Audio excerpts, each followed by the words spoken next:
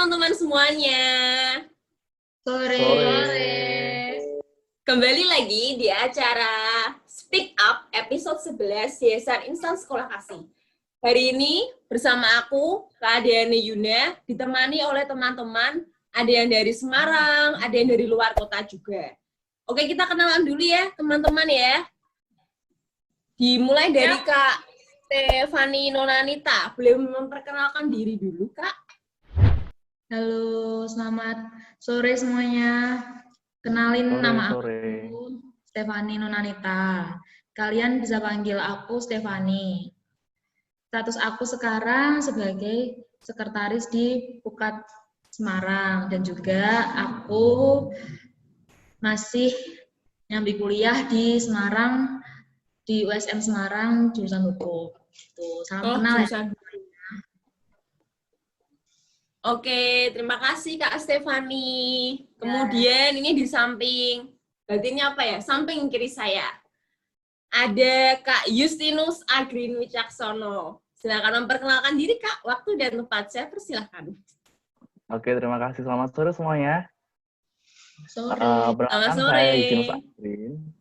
Saya Justinus Agrin, gitu bisa dipanggil Yuyus gitu ya, atau biasa dipanggil sama Agrin juga gitu.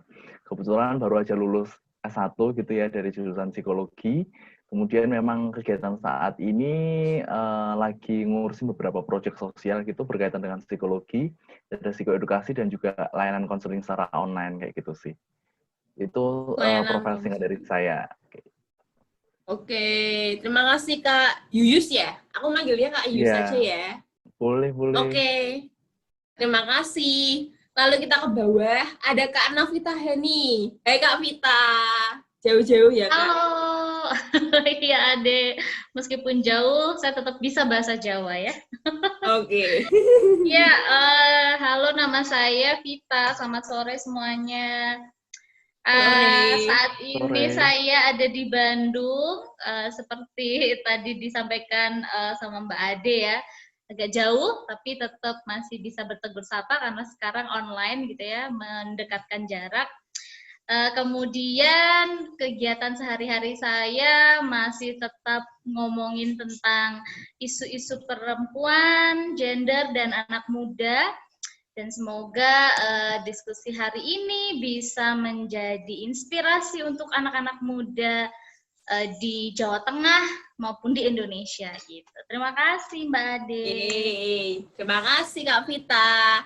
Di samping Kak Vita ada Kak Deni Suara Agusta Wijaya. Hai Kak Deni Suara, boleh memperkenalkan dirinya Kak? Halo semuanya. Salam kenal. Halo.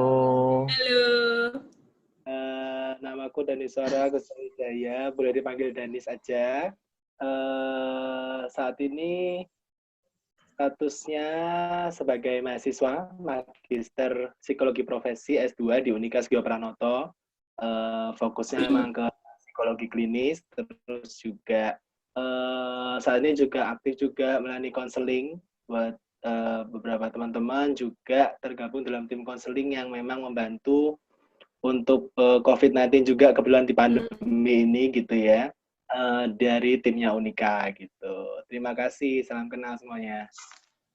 Terima kasih Kak Denis. Berarti Kak Yuyus dan Kak Denis ini sama-sama dari anak psikologi ya? Betul. Ya. Oke. Nah teman-teman, hari ini kita bakal ngobrolin suatu topik yang lagi hits di kalangan anak-anak muda. Belakangan ini di sosial media itu santer dengan suatu topik yang namanya toxic.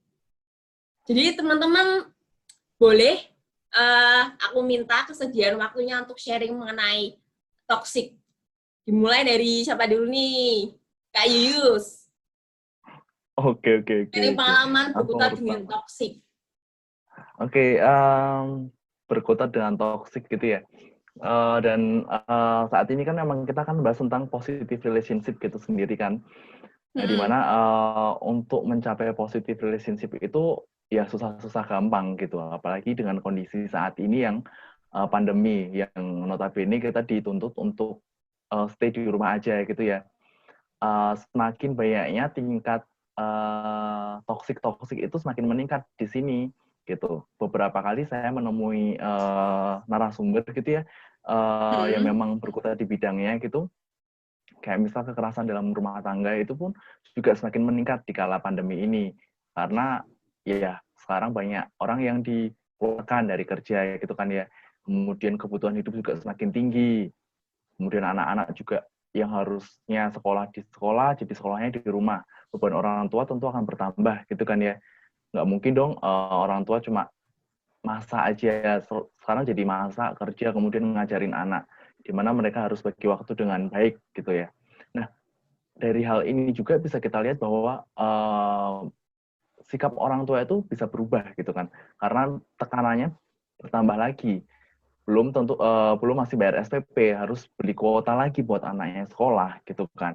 Nah, ini yang menjadi salah satu faktor kenapa toxic family. Nah, ada nama istilah toxic family gitu kan. Itu meningkat di era pandemi ini. Karena salah satu faktornya itu tadi gitu kan. Jadi kayak misal mahasiswa gitu ya, yang mereka biasanya aktif di luar rumah, aktif di kegiatan di kampus gitu. Ya akhirnya pada saat ini mereka harus berdiam diri di rumah gitu kan. Nah itu semakin apa ya, jiwa-jiwanya biasanya tuh merasa terkekang gitu kan ya. Sama yang kayak dulu saya alami waktu saya kuliah pun juga pengennya tuh keluar terus gitu kan. Mau ikut kegiatan inilah, itulah, ini dan sebagainya. Nah sekarang gimana nih? Sekarang makin dibatasi gitu kan. Nggak boleh kesini lah, kesitulah. Jam malam pun sekarang mulai diberlakukan di beberapa kota. Seperti yang di tempat saya tinggal pun sekarang toko-toko, tempat makan gitu udah tutup jam 8, jam 10 udah pada tutup. Padahal biasanya bisa sampai jam 12 malam, bahkan 24 jam gitu kan. Nah, itu semakin membatasi anak-anak untuk berekspresi gitu kan istilahnya. Nah, dari situ mereka di rumah yang awalnya mereka nggak dekat sama orang tua, sekarang harus di rumah terus, jadi komunikasinya nggak semakin baik gitu kan. Karena memang dari awal komunikasi dan interaksi mereka dengan orang tua itu kurang baik kayak gitu. Nah, terus gimana nih? Apa yang terjadi? Nah, tuntutan orang tua kan semakin banyak lah. Kenapa kamu kok gini? Kamu gitu, kamu gitulah. Nah, mulai banyak omongan-omongan kayak gitu. Nah, si anak kan makin apa sih? Udah kuliah susah, habis itu dapat tuntutan dari orang tua kayak gitu kan. Nah, itu salah satu permasalahan yang dihadapi saat ini yaitu toxic family. Kemudian ada juga yang saya temukan itu adalah ghosting gitu teman-teman. Ada istilah namanya ghosting. Ghosting itu istilahnya ketika lagi anget-angetnya kamu ditinggalin. Iya. Ada yang udah pernah kayak gini belum nih? Lagi deket sama orang gitu kan, lagi intens banget, terus tiba-tiba ditinggalin tanpa sebab kayak gitu kan. Nah, ghosting ini sendiri itu nggak cuma terjadi sama orang yang lagi pacaran, bahkan orang yang lagi PDKT pun itu juga sering dilakukan hal seperti itu. Contoh kasusnya yang udah pernah saya tangani gitu ya, ada temen yang cerita gitu, bahwa dia kenal dari aplikasi dating gitu ya. Nah, ketika PDKT di situ, kok lama-lama si lawan jenisnya ini tuh menjauh gitu kan, tanpa ada sebab apapun, atau malah ada yang langsung hilang tanpa kabar gitu kan. Nah, ini kan jadi apa sih, kok udah lagi mau nempel, udah mau anget, udah mau panas gitu kan, terus tiba-tiba ditinggalin jadi adem dan kita nggak tahu sebabnya. Nah, ghosting di sini adalah ketika seseorang meninggalkan orang lain tanpa ada keterangan atau tanpa ada penjelasan. Jadi langsung ditinggalin gitu aja. Nah, ini juga terkadang itu terjadi pada mahasiswa juga yang biasanya mengerjakan skripsi nih, khususnya iya, apalagi pernah loh, Kak. Nah, jangan-jangan di sini ada yang pernah nih. Mbak Ade, terus Kodanis, Mbak Fani gitu kan. Udah pernah kayak gitu belum? Tiba-tiba menghilang aja gitu berapa bulan, berapa minggu gitu kan dari dosennya. Supaya nggak ketemu sama dosennya kan gitu. Nah, ini yang biasa disebut sama ghosting. Dan ini meningkat drastis sih saat-saat seperti ini. Karena ya itu, kondisi kita kan nggak bisa bertemu dengan orang lain. Akhirnya mengandalkan hanya media sosial, hanya mengandalkan via aplikasi chat, kayak gitu.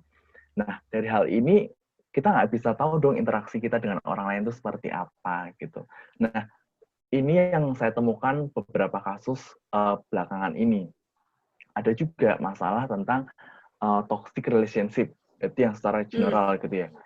Apalagi sekarang lagi musim LDR. yang juga lagi ditinggal pas sayang-sayangnya, apalagi kayak gini kita memang disuruh buat social distancing, physical distancing, kayak gitu kan. Bahkan terakhir ada yang cerita bahwa udah beberapa bulan nih, dia nggak ketemu sama pacarnya, nggak komunikasi sama sekali nih, dan nggak ada kejelasan mau dibawa kemana sih hubungannya mereka ke depan ketika masa pandemi seperti ini, dan mereka dituntut buat LDR. Kayak Padahal digantung ketika gitu nggak sih, Kak? Iya, benar, kayak digantung.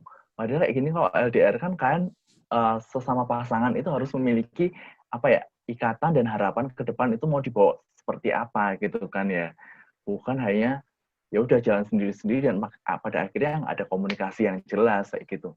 Memang cukup banyak sih permasalahan-permasalahan berbau toksik saat ini tuh yang lagi booming gitu ya yang kita hadapi. Bahkan buat yang kayak misal Kodanis gitu ya, kayak misal kalau kita kan ada konseling gitu ya kok ya, kemudian dengerin teman curhat kayak gitu. Nah, ada lagi istilah namanya toxic positivity. Nah, itu nanti mungkin Kodanis yang lebih ngerti gitu kan.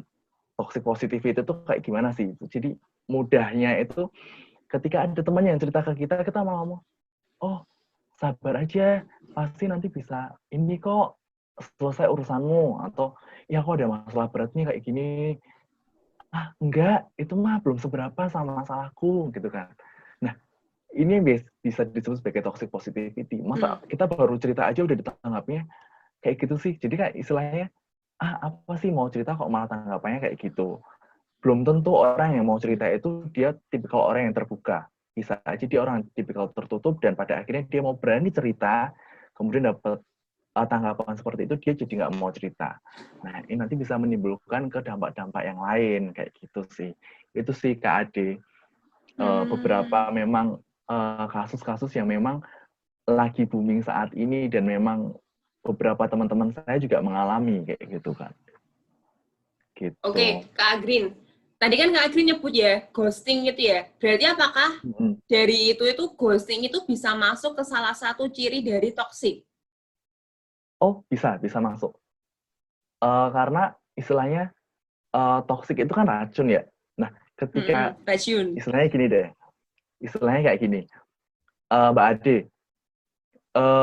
kita deket nih ya. Kita kenal dari aplikasi chat gitu kan. Kita kenal dari aplikasi dating gitu. Anggaplah seperti itu. Nah, kemudian ini Mbak Ade tak deketin nih. Gimana nih kabarnya hari ini? Yang awalnya intens, selama beberapa bulan, kena pandemi nih. Terus ternyata aku dapat kenalan lain. Nah, tiba-tiba Mbak Ade tak tinggalin. Padahal Mbak Ade udah mulai berbunga-bunga. Udah mulai kesem-sem. Tak tinggalin gitu aja, gimana perasaannya Mbak Ade? Sakit. Enak. Gak enak kan? Atau sakit kan? PHP juga gak sih itu? Salah satu juga ya berarti ya? Iya, PHP. Itu kan ngetren banget di kalangan anak muda. PHP. Iya, bener banget. Nah, rasanya nggak enak kan? Nggak enak. Ditinggal waktu lagi sayang-sayangnya. Nah, menurut Mbak Ade itu toksik apa nggak tuh? Bisa masuk ke toksik sih. Karena satu, ada nggak kejelasan itu kan. Nah, bahkan ada yang sampai dia ngalami depresi loh kayak gitu. Istilahnya depresi. Belum kenal, tapi udah sampai ke arah yang ada kecenderungan untuk dia stres, kemudian ke arah depresi kayak gitu kan. Itu bahkan ada beberapa kasus yang saya temui seperti itu kayak gitu. Imbasnya tetap ke psikis ya Kak gitu ya? Yes, bener banget. Bener banget. Oke, terima kasih Kak Yuyus. Iya, nah, sama-sama. tadi ini kan Kak Yuyus bilang, Kak Danis nih, ahli banget dalam perbidangan positivity relationship. Gimana nih Kak, menurut Kak Danis? Perbidangan katanya. Perbidangan. Aku baru tahu ada istilah perbidangan, ya nggak apa-apa. Oke, gini sih sebenarnya kalau menurutku kenapa di Yuyus mungkin banyak cerita gitu ya di masa-masa di COVID gini kan, memang banyak hal yang tiba-tiba awalnya baik-baik saja gitu, terutama kalau mungkin teman-teman hubungan ini nggak mesti dengan pacar loh ya, boleh juga dengan kakak beradik mungkin, atau mungkin dengan teman, atau mungkin dengan orang tua kayak gitu. Itu awalnya baik-baik saja, berbunga-bunga gitu ya, indah gitu ya. Tiba-tiba karena kondisi pandemi ini, physical distancing, nggak bisa melakukan banyak hal, kita jadi merasa apa ya, tiba-tiba semuanya jadi negatif gitu. Nah, kalau teman-teman ingat mungkin apa ya, dulu zaman pelajaran fisika gitu ya, energi itu kan nggak bisa dihilangkan, nggak bisa juga diciptakan gitu, biasanya cuma ditransformasi gitu ya. Jadi kadang itu kondisi pandemi ini kan kita semua menerima energi yang agak negatif gitu ya, berita-berita yang nggak enak, mungkin ketakutan juga kena COVID-19 gitu kan ya. Nah, hasil kita di rumah aja nggak bisa ngapa-ngapain, biasanya keluar bisa ditransfer ke kegiatan lah, ngapain, mungkin jalan-jalan sore atau mungkin kegiatan pergi ke luar kota, ke luar negeri, mungkin tiba-tiba di rumah aja nggak bisa ngapa-ngapain, jatuhnya saling racuni nih, saling toksik satu sama lain karena ingin mengeluarkan energi negatif kayak gitu kan. Jadi kenapa mendadak semuanya jadi toksik gitu ya, kenapa toksik ini trennya juga jadi naik, karena ya itu tadi banyak yang saling mentransferkan energi satu dengan yang lain kayak gitu sih. Di Yus bahas toxic family gitu kan ya, terus toxic relationship gitu. Ada banyak juga sebenarnya kayak toxic positivity yang di Yus sempat bahas. Kadang ketika orang pengen curhat, misalnya Ade lagi ada masalah gitu ya, pengen curhat ke aku nih, aku nih ada masalah percintaan gini. Nah, karena aku juga penuh dengan muatan emosi negatif gitu yang kayak aku juga stres sama masalah aku sendiri, akhirnya udah kamu nggak apa-apa, santai, itu masalahmu masih enteng kok, tenang, kamu pasti bisa melaluinya. Oh, masalahku nih loh, gini. Akhirnya aku juga jatuhnya di curhat sendiri, menganggap masalahmu enteng gitu kan. Jadi sebenarnya kadang toksiknya ini nggak datang dari diri sendiri, tapi juga dari lingkungan-lingkungan yang bikin kenapa toksiknya itu naik sih kayak gitu. Itu sih ya menurutku. Kalau cuman ya itu tadi, ketika ingin membangun positive relationship, nanti mungkin juga teman-teman bisa share atau nambahin juga ya, intinya harus mentransfer energi yang tadi negatif jadi positif. Nanti mungkin teman-teman juga bisa cerita challenge-nya apa aja, kan banyak banget challenge-nya gitu ya. Jadi yang tadinya pengen positif, positif pun ternyata ada yang toxic kayak gitu ya, Yus ya. Iya, benar. Oke. Ya, Itu biasanya faktor-faktor yang mempengaruhi biasanya apa aja sih, Kak? Sehingga muncul mengarah ke toxic family, kemudian toxic positivity. Sebetulnya apakah ada faktor-faktor khusus yang mempengaruhi selain karena situasi di rumah aja sejak pandemi ini? Karena kan kasusnya kan menjadi semakin intens ya.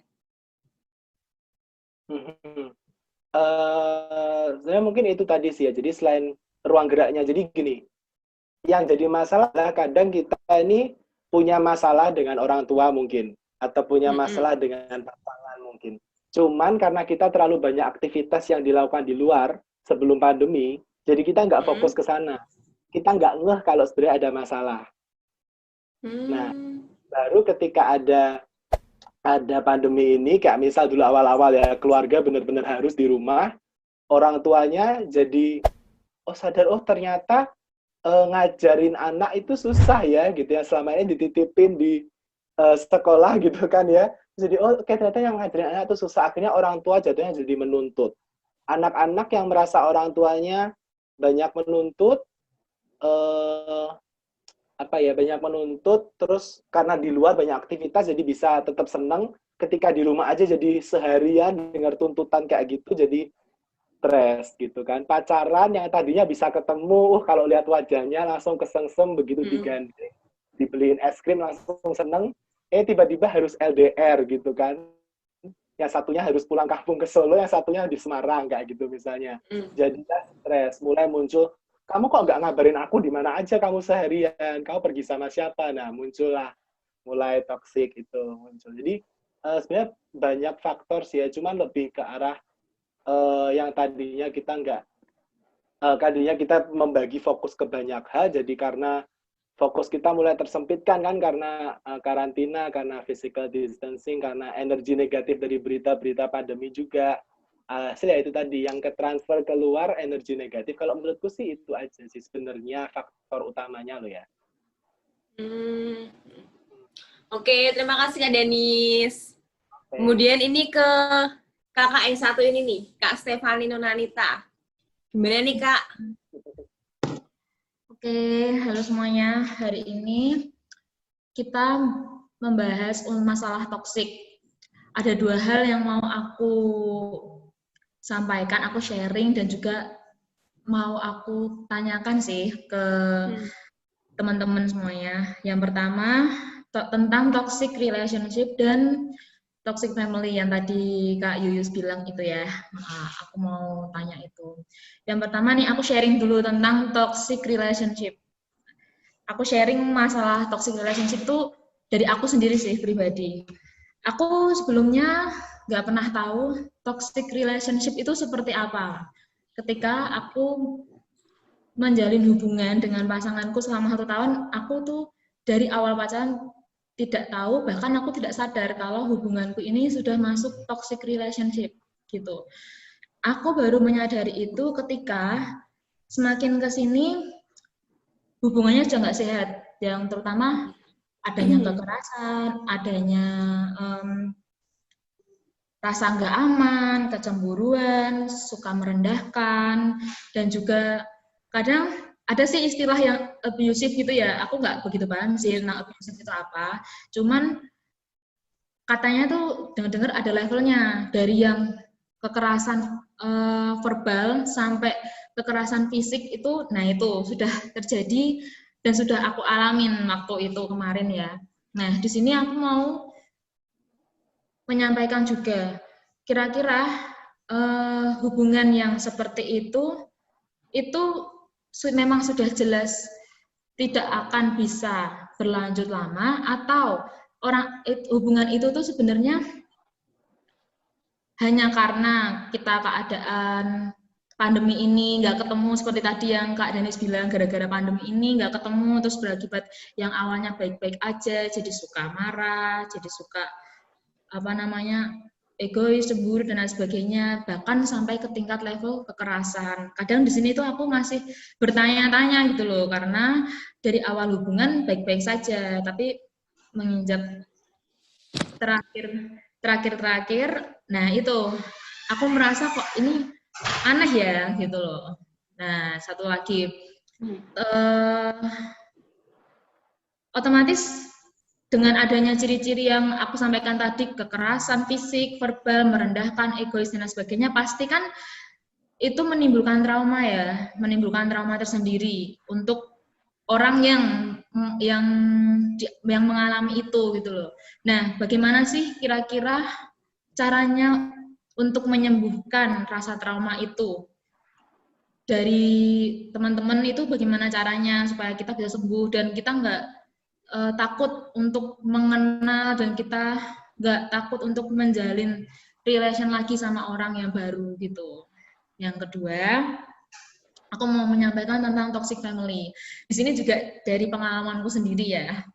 Mungkin aku nggak tahu nih teman-teman yang lainnya, di dalam keluarga teman-teman itu pulang malam contohnya, pulang malam jam 8 itu sudah dianggap salah atau masih wajar dan lain sebagainya. Nah, di sini aku mau sharing tentang pengalamanku kalau aku di rumah itu jam 8 malam harus pulang. Terus yang kedua, nggak boleh bawa cowok ke rumah. Kalau bawa cowok itu statusnya benar-benar teman gitu. Yang jadinya aku sangat-sangat dilarang untuk berpacaran. Itu ya nyambung juga ya ke toxic relationship tadi. Terus yang ketiga, ketika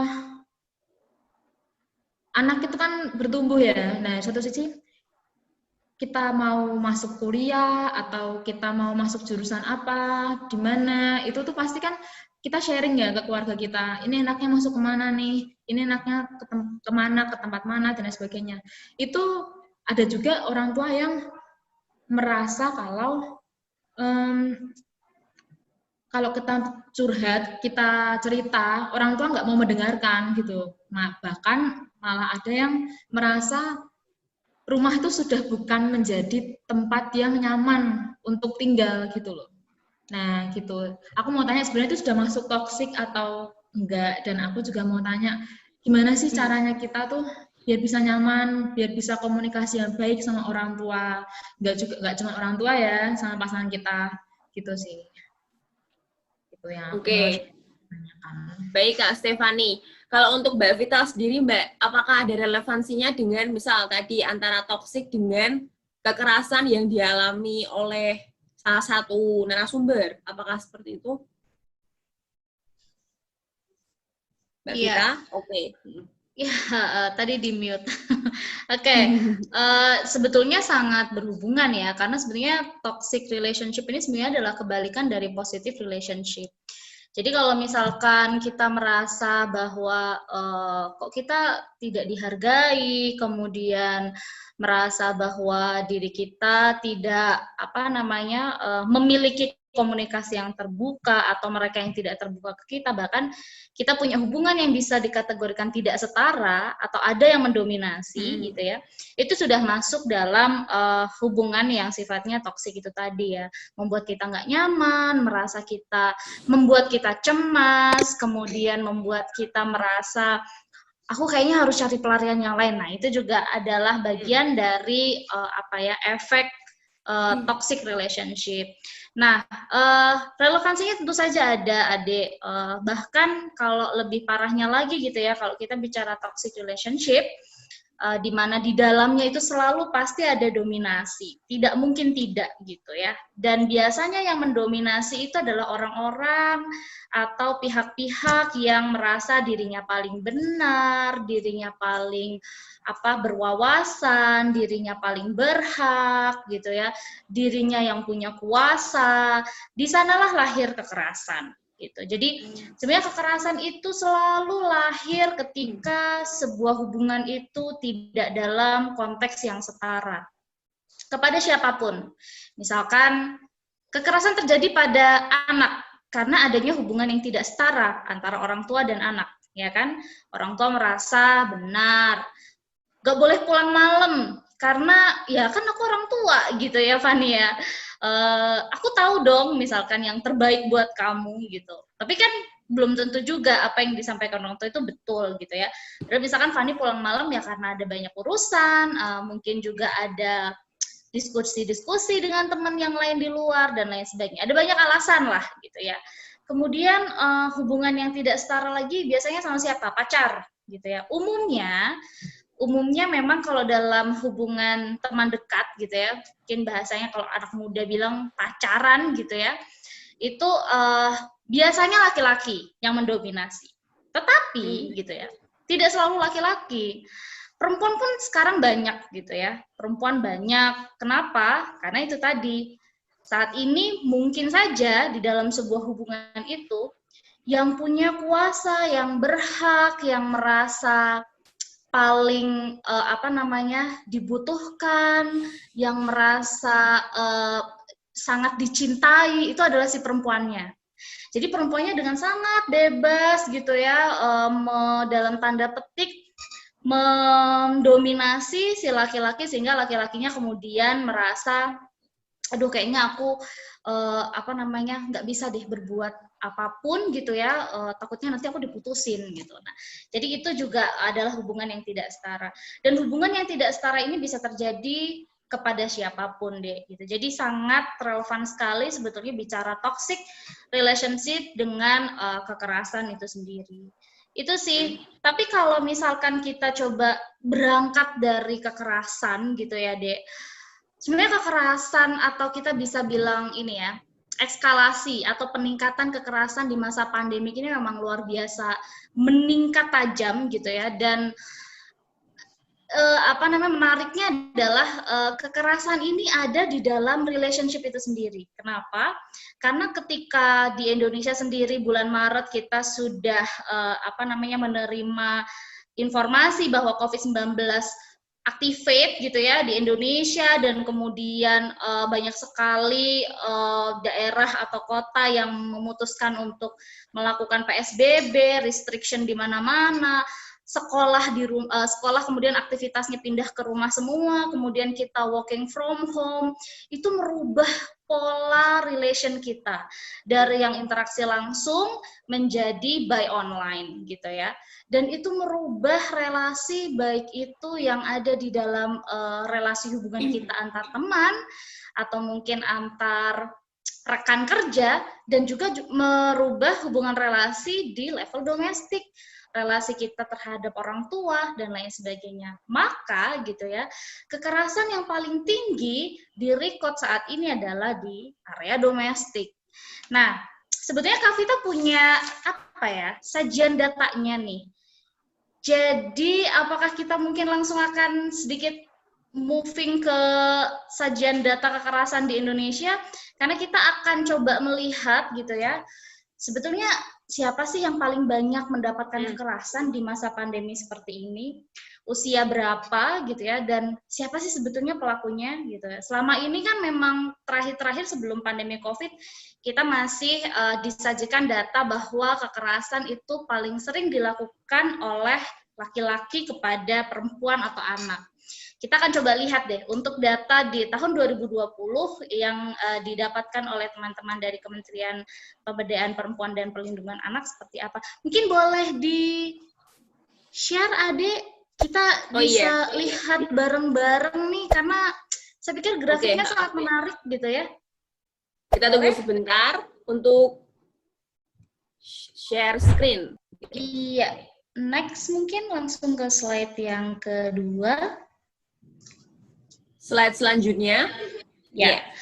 Nah, ini teman-teman baik yang hadir bersama saya sore ini gitu ya, menjadi teman diskusi, dan juga teman-teman yang mungkin menyaksikan di rumah masing-masing, ini sebetulnya adalah sajian data yang direcord selama 2020. Namun kita bisa lihat bahwa sebetulnya COVID-19 ini kan sebenarnya dimulai di awal Maret ya, declarekan ke seluruh pelosok Indonesia bahwa COVID-19 ini sudah masuk dan kita harus sudah memulai restriction.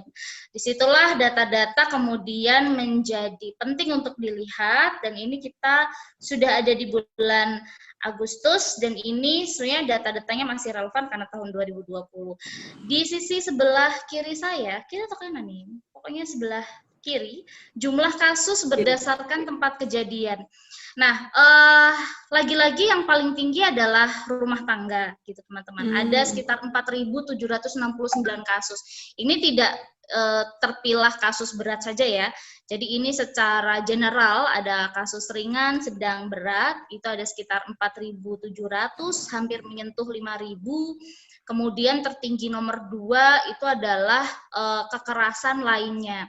Kenapa di sini tertulis kekerasan lainnya? Karena ini disinyalir kekerasan-kekerasan yang berbasis online, yang teman-teman Kemen PPA belum kemudian memiliki metode gitu ya yang clear untuk mengklasifikasi kekerasan online sendiri gitu, karena ada banyak sekali kekerasan berbasis online, ada GBV dan lain sebagainya. Jadi lainnya ini disinyalir sepertinya ini adalah berasal dari virtual atau online. Kemudian kasus tertinggi yang ketiga itu ada di tempat fasilitas umum. Ini sebetulnya masih menjadi angka yang tinggi sebelum COVID-19 juga. Kemudian kita lompat ke sebelahnya, kita akan coba lihat jumlah korban gitu ya, berdasarkan tempat kejadian. Kalau yang tadi kita coba lihat kasusnya berdasarkan tempat kejadian, kita akan lihat korbannya berdasarkan tempat kejadian. Yang pertama yang paling tinggi adalah rumah tangga. Jadi ranah domestik ini menjadi area yang area yang ini ya, top gitu ya, yang selama COVID-19 ini banyak sekali ditemukan kekerasan-kekerasan, termasuk ini ya, kekerasan antara orang tua dan anak, kemudian suami dan istri ataupun sebaliknya. Kemudian yang lainnya adalah lainnya ini juga beberapa teman-teman mengaitkannya dengan online atau virtual. Kemudian di top level yang ketiga itu ada di fasilitas umum. Mungkin next, Ade. Oke.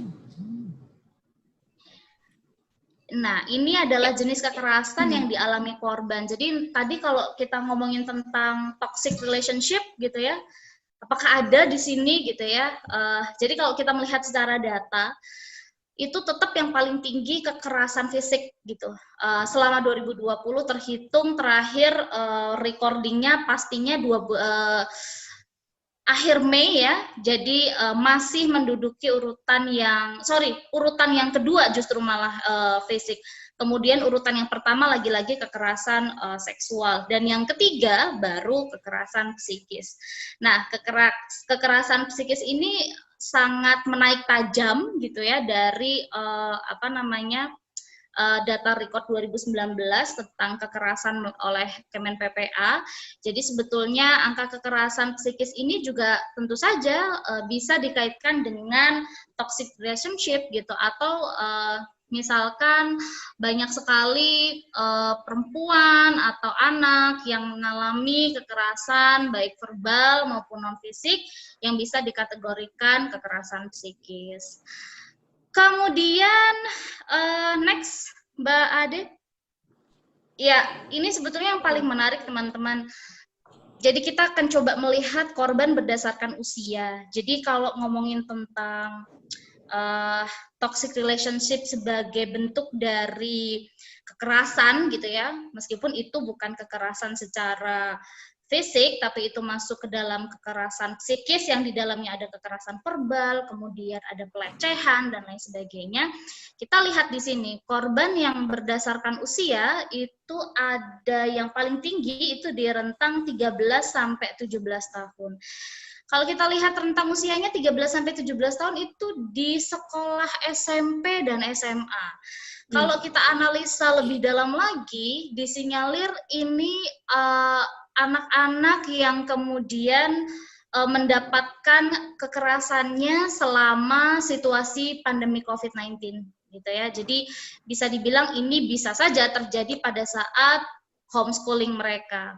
Kemudian korban kekerasan yang kedua yang paling banyak itu usia 25 sampai 44 tahun ini dikatakan anak muda ya, anak muda menjelang dewasa gitu, atau anak muda dan dewasa. Jadi sesuai data gitu ya, yang nomor 2-nya adalah di usia-usia kaum muda.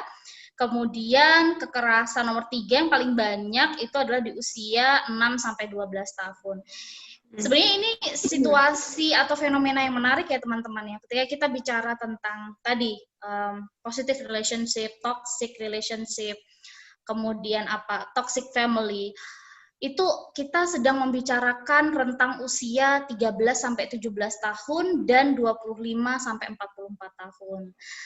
Sebagai saya yang usia 17 tahun gitu, mungkin saya menjadi part of gitu ya, bagian dari fenomena ini gitu ya, fenomena relation ini gitu. Jadi memang di situasi COVID-19 ini relationship itu menjadi sangat happening karena orang polanya menjadi berubah, biasanya komunikasi langsung menjadi enggak, orang banyak sekali mendapatkan kekerasan dan pelecehan berbasis online, orang kemudian banyak sekali tiba-tiba yang biasanya dia aktif sekali gitu ya, diskusi-diskusi secara langsung ini kemudian berubah menjadi diskusi-diskusi online, membuka peluang untuk si orang tersebut juga punya double karakter karena dia sangat aktif gitu ya secara virtual gitu ya, berteman dengan siapa saja, kemudian dia bisa pakai karakter apa saja, karakter pendiam, karakter nanti kalau dengan grup WhatsApp yang ini aku pakai karakter yang ramah gitu ya, nanti teman-teman psikolog yang ini deh bisa jelasin. Nah ini yang untuk yang sebelahnya itu adalah korban berdasarkan pendidikan ya, sebenarnya masih relevan dengan apa yang saya jelaskan di usia tadi. Next Mbak Ade. Oke. Ya. Nah, ini nggak kalah menarik lagi. Pelaku berdasarkan hubungan, gitu ya. Mungkin dalam pikiran kita pelaku kekerasan biasanya adalah orang asing karena kemudian dia tiba-tiba misalkan melakukan perampokan, penjambretan, pemerkosaan gitu ya. Tapi lagi-lagi gitu kita bisa lihat di sini hubungan pelaku berdasarkan hubungan yang paling tinggi nomor pertama itu adalah suami istri. Kemudian yang kedua adalah pacar atau teman gitu. Jadi kekerasan itu kemudian menjadi sesuatu hal yang kita sangat bisa bongkar gitu ya. Apakah kekerasan ini kekerasan fisik atau yang tadi saya sebutin toxic relationship seperti yang tadi didiskusikan sama teman-teman gitu. Jadi sangat relevan apa yang kita sampaikan hari ini gitu ya, karena memang fenomenanya saat ini kekerasan itu banyak terjadi di dalam hubungan pacar atau pertemanan gitu, bahkan selama pandemi COVID-19 ini, karena data ini adalah data 2020. Kemudian kalau kita bicara tentang pelaku berdasarkan jenis kelamin, lagi-lagi ini mohon maaf yang laki-laki ya. Lagi-lagi pelakunya adalah laki-laki gitu ya. Bukan saya ingin agar laki-laki kemudian terpojokkan, tidak. Tapi memang secara data gitu ya. Karena tadi ya, mungkin laki-laki tidak menginginkan untuk melakukan kekerasan. Tapi karena di dalam budaya yang patriarki, di mana laki-laki punya privilege gitu ya, punya kuasa lebih, punya power, punya hak gitu ya, hak istimewa bahkan gitu, dijadikan number one gitu dalam hal apapun, termasuk mengakses pendidikan, informasi, teknologi dan lain sebagainya. Maka kemudian itu yang membangun situasi bahwa laki-laki itu sangat berpotensi untuk bisa melakukan kekerasan terhadap perempuan. Tapi perempuan juga bisa menjadi pelaku kekerasan. Terbukti ada 718 perempuan yang menjadi pelaku tindak kekerasan. Next, Adit. Ya. Ini yang terakhir teman-teman, jadi kalau kita bicara tentang kekerasan ya, kita juga harus bicara tentang layanan atau sistem dukungan yang lain.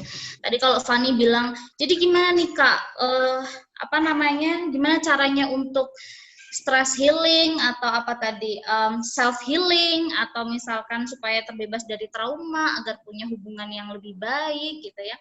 Sebenarnya ada berbagai macam bentuk layanan gitu yang tersedia gitu, yang disediakan oleh negara gitu, atau dalam hal ini adalah pemerintah. Namun kita bisa lihat jumlahnya sangat terbatas dan jenis pendampingannya pun sangat terbatas. Kita bisa lihat misalkan jenis layanan yang diberikan nomor pertama yang paling tinggi selama tahun 2020 ini adalah tentang layanan pengaduan. Jadi layanan pengaduan itu seperti hotline, teman-teman. Saya nggak tahu kalau di Semarang ada atau tidak layanan hotline untuk korban kekerasan gitu. Tapi untuk masa pandemi COVID-19 ini kemudian hotline-nya dikembangkan menjadi hotline layanan curhat. Nah, saya nggak tahu nih, kalau di Semarang atau di Jawa Tengah itu seperti apa, tapi kalau di Jawa Barat itu khususnya di Bandung Raya gitu ya, itu ada namanya hotline curhat, namanya hotline Tiara. Jadi anak-anak remaja, anak-anak muda gitu ya, kalau menemukan kecemasan, ketakutan, kemudian mendapatkan kekerasan, terus dia galau gitu ya, dia bisa menghubungi nomor itu untuk sekedar curhat gitu. Jadi tidak hanya mendapatkan kekerasan fisik saja, tapi teman-teman kaum muda ini boleh mengakses hotline itu untuk teman curhat. Karena banyak sekali dari teman-teman kaum muda yang tidak mempercayai temannya gitu, takut ngebocorin lah, kemudian takut nanti disebarluaskan dan lain sebagainya. Nah, ini tadi ya, jenis layanan yang diberikan adalah yang paling tinggi pengaduan. Kemudian yang kedua adalah kesehatan. Yang ketiga adalah bantuan hukum. Jadi memang jenisnya sedikit banget gitu ya, nggak ada misalkan tentang pendampingan yang lebih intensif mengenai tadi stress healing atau misalkan trauma-trauma yang bukan kekerasan fisik ya, maksudnya trauma-trauma karena kekerasan psikis gitu. Selalu pendampingan psikis itu harus disertai dengan awalnya dia harus mengalami kekerasan fisik dulu. baru kemudian diperhatikan, oh ya ini kayaknya psikisnya terganggu dan lain sebagainya. Padahal nggak juga gitu. Jadi kekerasan itu kan nggak hanya fisik ya. Kalau kita udah mengalami satu kekerasan psikis itu kan juga dampaknya luar biasa. Kalau tidak didampingi itu pasti akan sulit gitu loh ke depannya. Nah mungkin kalau untuk Fani terakhir dari saya, mungkin ya karena kita bicara positive relationship, kalau sudah punya hubungan yang disinyalir toxic relationship, udah putus belum, Fandi? Udah ya, oke. It is solved, but belum selesai sepenuhnya karena dirimu harus bisa solve yourself gitu ya. Pastinya yang harus dilakukan adalah kemudian memahami diri bahwa kita tidak ada dalam satu hubungan yang kedepannya itu nggak boleh nggak setara gitu.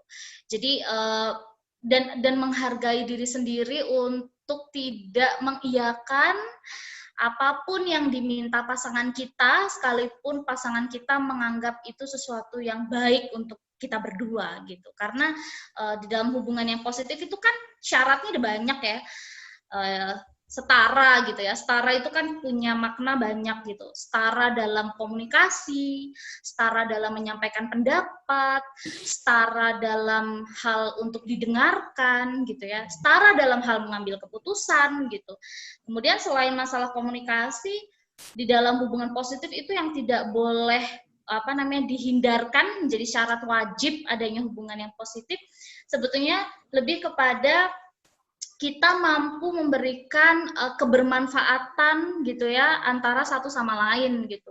Jadi yang satu tuh nggak boleh mengambil manfaat dari pasangannya gitu ya, lebih kepada memanfaatkan gitu ya. Yang satu juga tidak boleh seperti itu. Jadi sama-sama kita bisa bertumbuh, berkembang bersama dan mengambil manfaat dari hubungan itu bersama-sama. Nggak cuma salah satu aja, apalagi sampai memanfaatkan. Kalau dari saya begitu, Ade. Maaf terlalu panjang, silahkan kembali ke Ade. Baik, terima kasih Mbak Vita. Semoga menjawab ya untuk Kak Stefani. Ya. Nah, berhubung karena yang namanya menjalin sebuah hubungan itu tujuannya itu secara tidak langsung adalah ke positivity relationship, betul ya kakak ya. Nah, kalau dari sisi teman-teman dari latar belakang psikologi nih, bagaimana cara untuk membangun sebuah positivity relationship beserta challenge atau tantangan yang dihadapi ketika kita membangun sebuah hubungan tersebut. Oke, siapa dulu yang mau memulai, Kak Denis atau Kak Yuyus nih? Saya beri kebebasan. Yuyus dulu mungkin. Oke, Kak Yuyus. Oke. Kalau dari saya ini sih, tadi berkaitan dengan pertanyaan Mbak Fani gitu ya, yang masalah toxic relationship kayak gitu. Tadi kan memang syukurnya Mbak Fani itu udah putus gitu ya. Jadi nggak lagi terkekang dalam kondisi toxic relationship itu sendiri gitu kan. Karena sudah ada unsur kekerasan. Nah, di mana unsur kekerasan ini biasanya akan susah hilang nih. Biasanya ini susah hilang karena udah jadi tabiat gitu ya. Jadi kalau itu sudah dilakukan biasanya nanti akan terulang lagi dan terulang lagi. Kebetulan saya juga pernah ada kasus gitu, si pihak perempuan ini yang dapat kekerasan dari si cowok kayak gitu kan.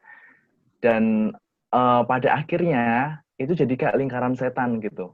Ketika si perempuan ini belum bisa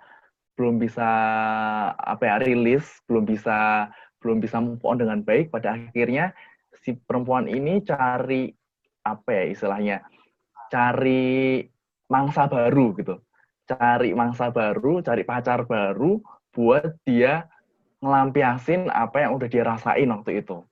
Nah, ini yang jangan sampai kejadian kayak lingkaran setan kan. Ketika belum selesai terus cari yang lain. Nah, jadi memang kalau memang belum siap ya udah mending nggak usah cari dulu gitu kan. Kamu self healing dulu istilahnya. Kamu mempersiapkan dirimu menjadi lebih baik terlebih dahulu. Nah, ada lagi memang untuk mencari pasangan itu jangan sampai kita juga downgrade kayak gitu kan. Misal saya nggak mau nih cari pasangan yang nggak suka sama pasangan yang merokok. dapetnya pasangan yang merokok, tapi aku mau ngubah dia buat nggak ngerokok gitu kan. Lah, emang siapa kamu? Kamu psikolog mau ngubah dia dari orang yang ketergantungan rokok jadi nggak ngerokok. Padahal untuk merubah sifat itu tuh susah. Begitu juga ketika dia sudah melakukan kekerasan fisik kayak gitu kan. Apalagi kalau itu udah nggak sekali, 2 kali, bahkan itu berkali-kali. Nah, ini yang perlu jadi tanda seru atau jadi warning buat kita sendiri. Perlu nggak sih ini dilanjutin gitu kan. Nah, kalau ini udah ada unsur kekerasan, ya udah mending tinggalin, cari yang lain gitu kan. Lepaskan. Nah, untuk cara move-nya gimana? Kalau biasanya nih, kalau aku menyarankan ke teman-teman gitu, sosialisasi dulu deh ke teman-teman yang lain. Bangun jejaring yang banyak gitu kan. Baik yang lawan jenis maupun sesama jenis gitu.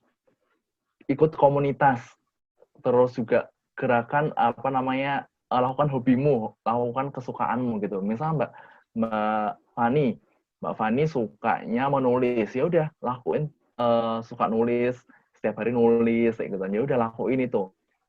Itu sebagai salah satu media buat rilis emosi negatifnya kayak gitu kan. Itu bisa dilakukan. Nah, terus yang bisa dilakukan adalah komunikasi. Ini yang penting nih, komunikasi. Jadi ketika kebetulan memang saya pernah ini ya sedikit sharing bahwa dulu saya tuh pernah ada kecenderungan buat depresi kayak gitu. Nah, ketika yang saya lakukan waktu itu apa? Saya ke profesional waktu itu. Saya ke profesional, kemudian memang dikasih tahu bahwa komunikasi itu penting gitu kan. Kamu breakdown dulu masalah-masalahmu gitu kan. Nah, kamu cerita ke orang lain yang memang kamu percaya. Siapa? Biasanya tiap orang tuh pasti punya teman kepercayaan gitu kan. Dan itu emang sudah deket gitu. Walaupun udah deket, pasti belum tentu kamu mau cerita totalitas, belum tentu kamu cerita semuanya.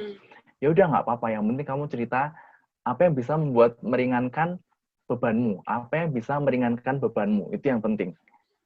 Tidaknya kadang kalau orang cerita itu biasanya ada 2. Yang pertama, dia cuma mau cerita. Terus yang kedua, dia itu mau dapat saran. Nah, ketika kamu mau cerita, kamu mending ngomong gini, aku mau cerita nih, tapi aku nggak butuh tanggapanmu. Jadi ketika kamu cerita, temanmu ya udah biasa aja, oh gitu, oh ya udah, dan kamu nggak merasa tersinggung karena kamu cuma ngomong, aku butuhnya didengerin aja. Berarti saat itu kamu hanya butuh teman pendengar.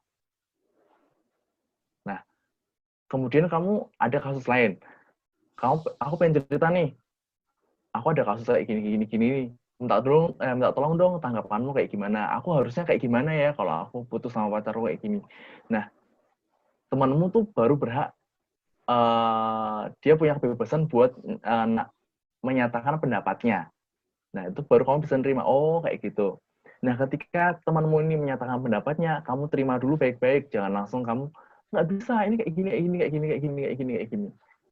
Nah, itu, ketika kamu cerita komunikasi, sampaikan dulu tujuanmu komunikasi itu apa sih, gitu. Karena ini yang penting, dan ini yang sering terjadi dengan adanya istilah toxic positivity itu tadi. Karena pada awalnya kita nggak cerita. Aku cerita tuh mau apa sih? Mau cuma didengerin, apa mau diberi saran gitu kan. Jadi posisi teman yang mendengarkan, itu jadi kayak serba salah. Kayak gitu kan. Nah, ini penting buat kita sendiri gitu kan. Jadi ketika emang teman-teman di sini, yang biasa dengerin curhat teman, kamu tanya dulu, nah tujuanmu mau cerita buat apa nih? Gitu kan. Mau kasih saran, atau mau tak dengerin gitu. Nah, kalau berdasarkan pengalaman, itu kebanyakan teman, dia hanya ingin didengarkan saja, bukan mau minta tanggapan. Gitu. Tapi yang banyak terjadi, itu banyak orang yang malah menanggapi. Ada si orang, itu nggak mau ditanggapi, cuma mau didengerin aja.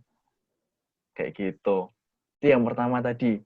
Sadari dulu tuh tadi kasusnya seperti apa.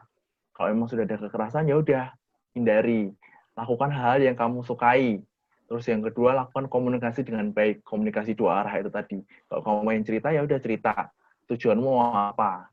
Supaya lawan bicaramu juga ngerti, oh, Mbak Fani itu lagi pengen didengerin. Oh, Mbak Fani itu lagi butuh saran. Oh, Mbak Fani itu lagi butuh teman buat hangout. Kayak gitu.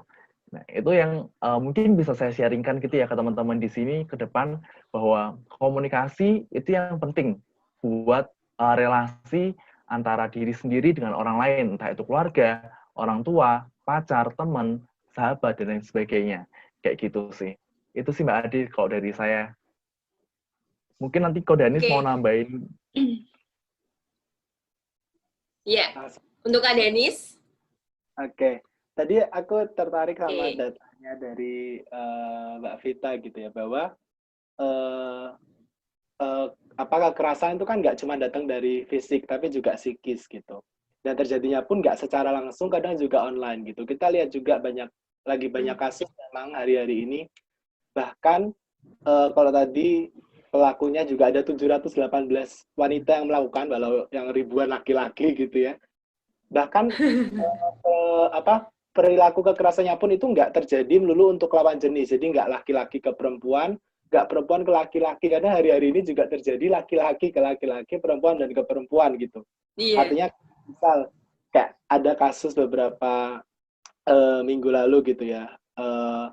Ada pegawai di coffee shop tertentu yang mengamati cewek menggunakan CCTV gitu, dengan CCTV.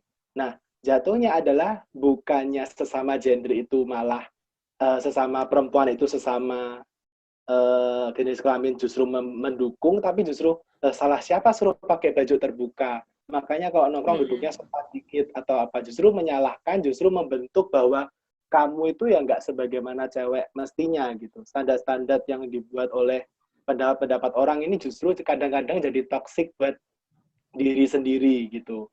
Nah, ini yang perlu kita waspadai, jangan sampai kita awalnya jadi korban, tadi kayak Yus bilang, kita jadi korban toksik, justru jatuhnya kita yang akhirnya jadi pelaku toksik ke orang lain gitu. Kita perlu waspada bahwa omongan kita, perilaku kita, apapun yang kita perbuat kepada orang lain itu bisa jadi toksik juga, bisa beresiko jadi toksik. Nah, itu sih yang perlu kita waspadai kayak gitu. Itu yang supaya apa ya, supaya positive relationship ini terbentuk gitu.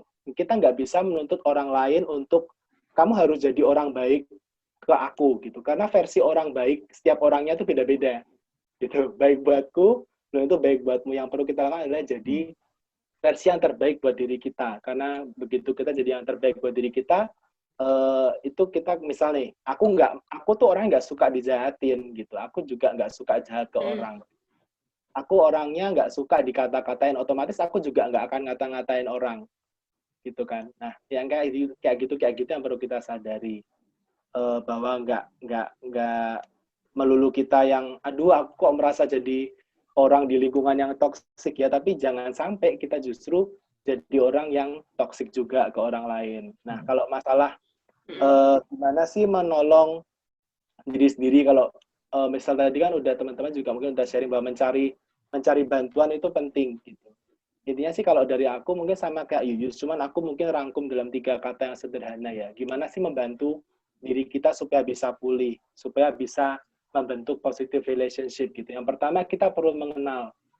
Jadi 3M yang kasih 3M deh. Yang pertama mengenal. Kita perlu mengenali diri sendiri dan orang lain gitu. Kita perlu mengenal apa yang kita butuhkan, kita perlu mengenal apa yang seperti apa kepribadian kita perlu mengenal apa yang bisa kita lakukan dan apa yang tidak bisa kita lakukan, kayak gitu.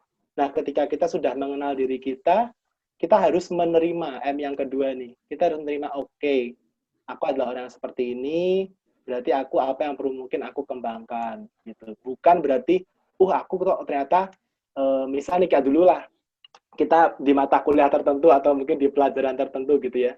Bukan malah, aduh aku ternyata goblok di mata pelajaran ini gitu ya. Tapi kita harus kayak, oke, kalau aku memang saat ini baru segini kemampuanku di mata kuliah ini atau mata pelajaran ini, berarti ada yang perlu kukembangkan. Gitu. Jadi bukannya menyalahkan diri, self-blaming gitu, jangan. Tapi justru apa yang perlu kita kembangkan. Nah, apa yang perlu kita kembangkan ini datang dari penerimaan itu tadi. Yang pertama mengenal, yang kedua menerima, yang ketiga mencintai. Cinta ini kan emosi positif ya Yus ya. Cinta ini emosi positif, harusnya melahirkan dampak-dampak yang positif juga. Self-love. Saat ini tuh lagi booming juga istilah self-love gitu. Diri sendiri.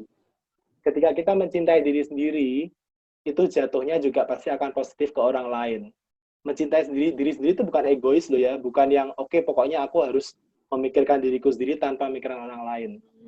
Bukan gitu. Self love itu adalah mencintai diri sendiri, mengembangkan diri sendiri sehingga ketika kita dibutuhkan oleh orang lain, kita bisa berguna untuk orang lain, itu kita juga akan jadi versi yang lebih baik karena kita mencintai diri kita sendiri. Nah, kalau sudah mencintai itu, berarti kita harus mengembangkan diri kita itu tadi, terus kita juga jangan ragu untuk mencari bantuan. Karena kan kita nggak mungkin numpuk sampah di rumah terus tanpa membuangnya ke tempat pembuangan akhir kan. Ya kan, rumahnya oleh sampah gitu kan. Jadi kita juga kadang perlu untuk membuang hal-hal yang mungkin kita rasa itu toksik buat diri kita ke satu tempat, minta bantuan ke profesional. Mungkin tadi kalau di Bandung ada hotline-nya gitu ya. Kalau di Semarang itu teman-teman bisa mainlah ke IG-nya Fakultas Psikologi Unika gitu. Kita ada tim konseling gitu. Nggak melulu tentang COVID juga nggak apa-apa. Kemarin aku juga dapat kasus tentang positive relationship gitu, di mana cowoknya nih, loh kamu kok cowok, kamu kan cowok harusnya bisa nganterin aku kemana-mana, harusnya nurutin semua kemauanku dan lain sebagainya kayak gitu. Nah, itu juga teman-teman boleh curhat, boleh mencari bantuan di sana. Tim konselingnya juga ada teman-teman dari sahabat psikologi itu, memang tim konselingnya Unika, Fakultas Psikologi Unika, teman-teman boleh cari bantuan di sana gitu. Jadi intinya cari bantuan itu bukan berarti diri teman-teman lemah ya, tapi justru ketika teman-teman berani mencari bantuan, itu berarti teman-teman mencintai diri teman-teman. Dan ketika teman-teman mencintai diri teman-teman tuh, teman-teman pasti jadi versi yang lebih baik untuk teman-teman dan untuk orang lain. Jadi positive relationship itu nanti pasti akan dengan sendirinya ada deh. Itu sih kalau saran dari aku. Oke, terima kasih untuk Kak Yuyus dan Kak Denis untuk saran luar biasanya. Nah, ini untuk Mbak Vita sendiri nih. Ada nggak, Mbak, inspirasi atau tips-tips supaya toxic relationship ini nggak ngefek ke kekerasan? Atau gimana cara membangun sebuah hubungan yang positif dan juga jauh dari tindakan kekerasan? Atau terutama itu mengarah ke gender-based violence atau kekerasan berbasis gender? Gimana nih, Mbak? Iya, thank you Ade. Sebenarnya udah tadi ya sempat disinggung sama saya juga gitu, bahwa sebetulnya kan ketika kekerasan itu hadir gitu ya, itu di sana pasti ada yang namanya ketidaksetaraan. Nah, untuk ngomongin tentang toxic relationship, kemudian supaya tidak kemudian berwujud ke kekerasan, bahkan sampai kekerasan fisik gitu ya, tentu saja dalam sebuah hubungan kita perlu yang tadi teman-teman juga sempat bahas gitu ya, komunikasi terbuka. Kalau buat saya komunikasi terbuka itu bukan hanya komunikasi yang sifatnya asertif misalkan, tapi komunikasi-komunikasi yang di sana ada perasa menghargai antar pasangan, rasa respect gitu ya, kemudian juga kita memahami bahwa tidak ada yang mendominasi di dalam hubungan. Meskipun kamu laki-laki, saya perempuan, kita dalam box yang sama gitu ya. Box itu bisa dinamakan hubungan entah itu suami istri, teman gitu loh. Dan saya pikir supaya kemudian kita bisa mewujudkan positive relationship, semua dari kita gitu ya, dari kedua belah pihak itu berhak untuk menyampaikan pendapatnya, mau itu yang menyakitkan, mau itu sesuatu yang mungkin sulit gitu ya untuk diterima pasangan kita, tapi itu harus disampaikan gitu loh. Jadi kan banyak ya yang bilang ketika dalam sebuah hubungan gitu ya, salah satu pasangannya selalu menyembunyikan sesuatu untuk kebaikan gitu. Pasti gitu. Lalu kemudian ketahuan di belakang gitu ya, terus rusaklah hubungan itu.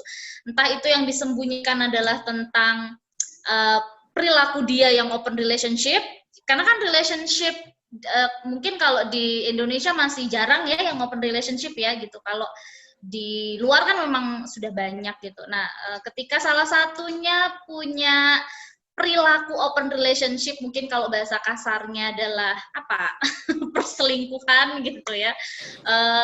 Yang satu lagi mungkin tidak mengetahuinya, tapi kemudian di akhir kemudian terbongkar dan lain sebagainya. Saya pikir itu juga menjadi sesuatu yang menyakitkan. Dan hubungan yang positif ini tentu saja mengarah kepada hubungan tanpa ini ya teman-teman ya, hubungan tanpa ucapan-ucapan yang melukai gitu ya. Karena saya sering banget mendapatkan pasangan-pasangan yang kalau tidak mencapai tujuannya kemudian dia mengumpat gitu loh, mengumpat, kemudian mengata-ngatai dan lain sebagainya, bahkan kadang-kadang suka menyebarkan ke temannya yang lain gitu. Dan saya pikir itu sangat toksik, bahkan itu masuk ke dalam kekerasan gitu, baik itu kekerasan verbal, bahkan itu jadinya malah kadang-kadang suka pelecehan gitu. Jadi saya pikir selain positive relationship, kita juga tadi ya harus ada hubungan yang setara, tidak mendominasi, semua punya hak yang sama, dan harus ada di dalam box yang sama, di dalam membina hubungan, dan punya tujuan yang sama. Kalau tujuannya beda, yang satu mau ke kiri, yang satu mau ke kanan, pastinya itu tidak akan pernah menjadi positive relationship, tapi itu lebih kepada ya menunggu waktu aja kapan itu kemudian bercabangnya gitu. Jadi saya pikir penting untuk anak muda sekarang untuk kemudian kalau cari pasangan tuh visinya harus clear gitu ya, nggak hanya cinta gitu. Karena saya pikir betul gitu, cinta adalah emosi yang positif, cuman mungkin dalam konteks hubungan kadang-kadang cinta saja tidak menjadi modal yang kuat ya, tapi lebih kepada bagaimana kita melihat pasangan kita punya visi yang jelas gitu, dan tentu saja melihat apakah pasangan kita ini orangnya mendominasi enggak. Kalau sudah ngelihatnya sudah mendominasi, sebaiknya tidak perlu menjalin hubungan yang terlalu dalam, bahkan ke serius gitu ya. Jangan dipaksakan, itu yang penting. Gitu Mbak Ade. Oke, terima kasih Mbak Vita. Dan untuk teman-teman sekalian, mungkin ada pesan-pesan lain kepada teman-teman muda yang menonton, supaya sama-sama tercipta hubungan yang baik, yang positif, yang katanya apa, kayak relationship goals, friendship goals, family goals gitu. Apa ya? Mungkin dari Kak Denis. Pintar-pintar menggunakan cinta kayak tadi Mbak Vita bilang ya, jangan cinta kemakan cinta gitu. Kadang cinta itu kalau udah sampai di levelnya terlalu cinta juga bisa jadi obsesif gitu ya, malah jadi toxic lagi baliknya kan. Jadi pintar-pintar menggunakan cinta gitu. Cinta itu ada porsinya, segala sesuatu yang terlalu berlebihan itu nggak ada baiknya. Minum vitamin pun kalau berlebihan pun juga nggak akan baik. Kayak gitu. Oke. Terima kasih Kak Denis. Kak Yuyus mau menyampaikan juga? Aku singkat aja sih. Kuncinya adalah setiap orang, setiap manusia itu adalah pribadi yang unik dan berharga. Jadi kalau setiap orang udah punya nilai itu masing-masing, ya udah pasti akan ada rasa cinta, menghargai, dan lain sebagainya. Dan positive relationship pasti akan terbangun dengan baik ketika masing-masing orang sudah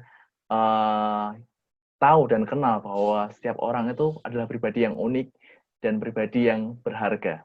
Kayak gitu sih. Oke, makasih Kak Yuyus. Dan juga Kak Stefani Nonanita, terima kasih juga atas sharingnya, membuka pikiran untuk kami semua.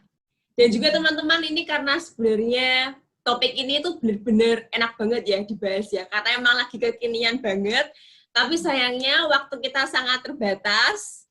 Nah, aku mau mengucapkan terima kasih untuk Kak Stefani Nonanita yang sudah berkenan untuk sharing, Mbak Vita yang jauh-jauh dari Bandung atas sharing dan juga insight yang diberikan kepada kami semua, dan juga untuk kepada duo teman-teman psikologi kenamaan ini ya, Kak Yuyus dan Kak Denis Suara. Terima kasih juga atas sharing dan insight yang diberikan. Terima kasih teman-teman semua. Akhir kata, saya dari Adene Yuna sebagai host dari Yayasan Insan Sekolah Kasih mengucapkan terima kasih kepada teman-teman semua dan juga kepada penonton sekalian atas kebersamaannya di sore hari ini. Sampai jumpa di acara Speak Up berikutnya. Terima kasih.